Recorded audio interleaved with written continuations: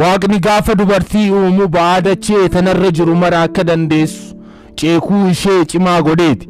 Harka ishee laafaa fi boqonnaa kan siif kannan godheeti. Dandeettii ji'a 9 garaatti itti si baattee itti si deessu kanneefiiti.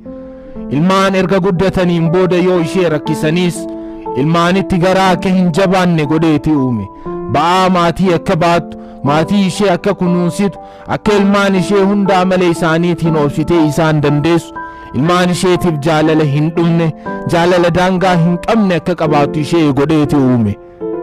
Waaqni gaafa dubartiin hafuura baafachuu barbaadde imimmaaniin akka boqottu godheeti uume. Imimmaan dubartii sababa malee hin boo.